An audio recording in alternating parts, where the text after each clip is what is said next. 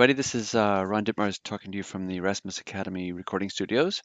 And today we have Chris as our guest speaker. And we're covering today the final two strophes in the well-known Christmas poem, The Night Before Christmas. So, Chris, you want to say hello? Hello. Great. All right. So this is interesting. We're going to read them. You'll see that every two lines is rhymed. And so we're going to read them in that way. And so our procedure is I'll read the sentence out loud and Chris will repeat after me. And as he repeats the sentence, please read out loud with him wherever you are. And then I'll ask him questions regarding the structure of the sentence and the grammar of the sentence. And please try to answer in your imagination. Try to come up with the answer too. And that way we can piece together step by step how the sentence should be translated. Okay, so this should be fun. This is actually recorded about, it's going to be coming out about the Friday before the week of Christmas, so hopefully this will put you in the right spirits. Okay, here we go. Ich lachte hell, wie so vor mir stand. Everybody? Ich lachte hell, wie so vor mir stand. Good. Let's see if I can get this marker up here so I can you see this now? Yes, I Good. can. Oh, good. It's good to help. Okay, going on. Ein rundlicher Zwerg aus dem Elfenland. Ein rundlicher Zwerg aus dem Elfenland. This word hell, of course, doesn't mean hell as we think of it, but it just means brightly or lightly, and it's actually serving as an adverb. And this ich lachte is a past tense. Is it strong verb or a weak verb, Chris? That is a weak verb. Because the te is added onto that. Just one second. So I laughed lightly. As he, and then where's the verb in this second part of the sentence? Verb is stand. Yeah, stand. This from stehen, past tense, as he stood vor mir, for taking the dative in front of me, as he thus stood before me, and going on. Ein rundlicher. What is this er ending here? Ein rundlicher, because this is an adjective. That indicates that it's larger than. Yeah, it's actually not the comparison. It's just the adjectival ending. Ein rundlicher Zwerg. If it were der rundlicher, the R would drop off. So the ER, it just indicates that that's a nominative masculine. So a round dwarf aus dem Elfenland, and aus dem is dative case, and this is Elfenland from the Elfin country, or Elf country, and going on. Schaute mich an und schnitt ein Gesicht. Everybody? Schaute mich an und schnitt ein Gesicht. Als wollte sagen, nun fürchte dich nicht. Als wollte sagen, nun fürchte dich nicht. And sometimes I will erase the markings above just so we can concentrate on the lines that we're looking at. Okay, up to this point before the und, what's the an doing there? The an is a separable prefix. Good, from schauen. So schauen just means to look, but anschauen means to view or to look at. And this is the subject, so we always try to identify the verb complex with a box. So I'm just going to put a box around this and around und and an. Now the several prefix only goes out as far as an und, a coordinating conjunction, or to the end of the phrase or sentence. So he looked at me, or he viewed me. Und schnitt ein Gesicht. What's the schnitt come from? Schnitt is the word for cut. Yeah, from schneiden, and he cut a face, or he made a face. Going on, als wollte sagen. Where's the verb complex up to here? This first part of the line. Wollte sagen. Good, and this is a sort of contrary to fact, as he wanted to say, but really this wollte stands for the subjunctive, as if he were to say, as if he wanted to say, and then going on. Nun fürchte ich dich nicht just means, and this is the imperative. Now, do not be afraid. Nun fürchte dich nicht. Okay, going on. Das Spielzeug stopfte er, eifrig und stumm. Das Spielzeug stopfte erferg und stumm. In die Strümpfe, war fertig, drehte sich um. In die Strümpfe war fertig, drehte sich um. Good. Okay, so in this first sentence, where's the verb? Stopfte. Yeah, stuff. He's stuffed. And where's the subject? Good. He stuffed. What's the direct object? Das Spielzeug. Good. So normally our English ears, when they see a word at the beginning of the sentence, we always want to think that that's the subject, but you have to carefully identify the verb first, look for the subject, and then look for the direct object. So he stuffed the toy, Spielzeug, eifrig,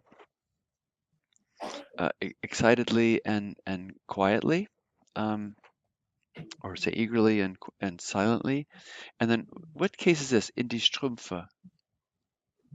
That's accusative. Good. So this directional accusative means into. We translate it that way. So he stuffed the play toy uh, eagerly and silently into the stockings. War fertig, drehte sich um. What does this go with? Umdrehte. Umdrehen. So it means to turn around. He turned himself around. So he was finished, war fertig, and turned himself around or turned around. Going on. Hob den Finger zur Nase, nickte mir zu. Everybody? Hob den Finger zur Nase, nickte mir zu. Kroch in den Kamin und war fort im Nu. Kroch in den Kamin und war fort im Nu. What about this hob? Is that what tense is that? Present or past?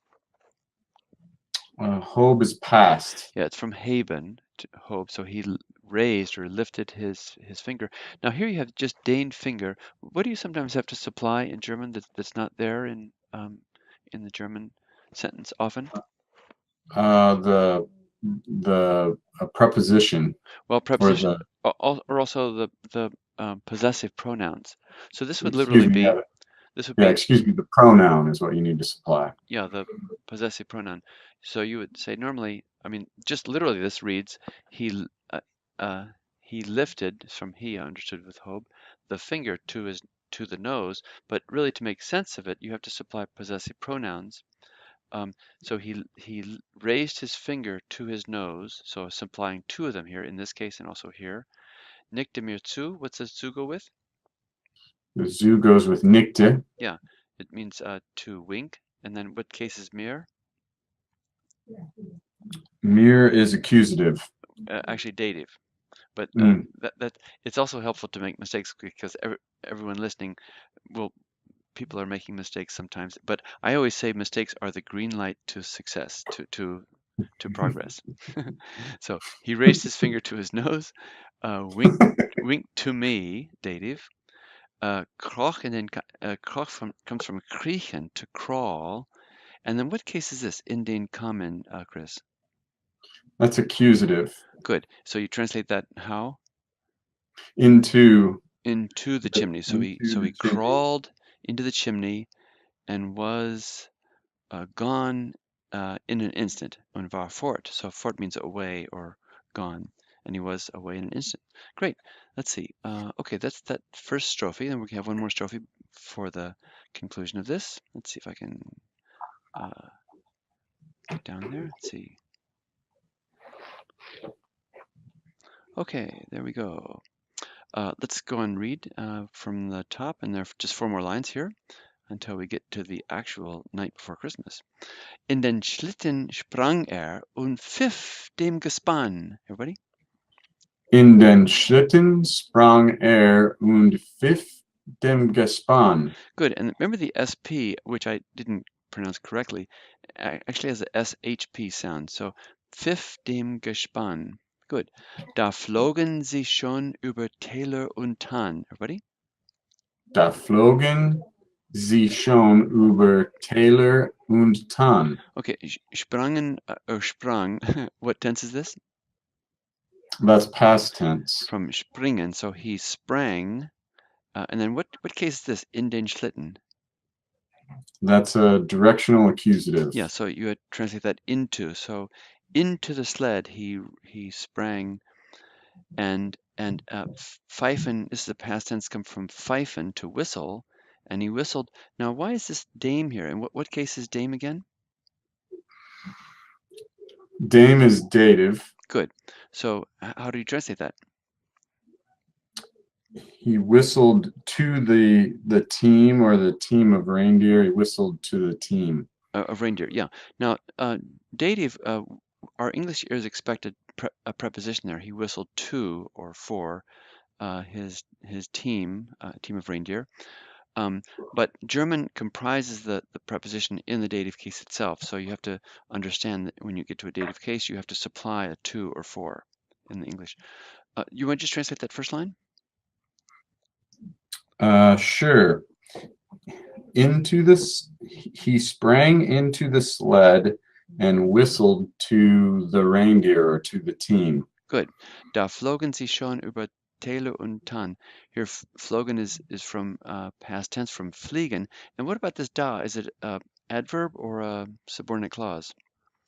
That's an adverb. Yeah, because the verb comes in the second position.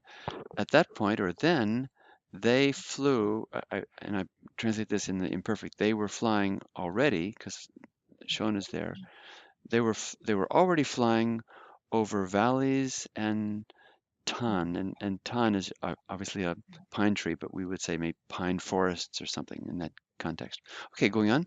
Doch hörte ich noch rufen, von fern klang es sacht. Everybody? Doch ich hörte ihn noch rufen, von fern klang es nacht. Es sacht. Es sagt. Excuse me. Frohe Weihnachten allen und allen gut Nacht. Frohe Weihnachten allen und allen gut Nacht. Good. Okay, so what is going on with this H-O-R-T here? What is missing? What is being elided, Chris? Well, it's a contraction. Mm-hmm. Yeah, it's just for poetic license. It's hörte, which means I heard, past tense, weak verb, and just since it's followed by a vowel, you can in poetry you can elide the e with and replace it with an apostrophe here. So yet I heard him. Who's him? He's the little the old man, right? Nikolaus. I heard him, and this is actually rufen is almost serving as an adverb or adverbial. I heard him still calling, and then from a distance, from fern. What tense is this? That's a past tense. From klingen, to sound, very nice word. So from a distance, it rang softly, and then frohe Weihnachten allen. What case is allen? That'll be the last question of the whole series. Allen is the dative case. Perfect. Happy Merry Christmas to all. So again, you have to supply a to make sense in English. You want to just translate that last line? Merry Christmas to all, and to all good night. Exactly. Yeah, perfect.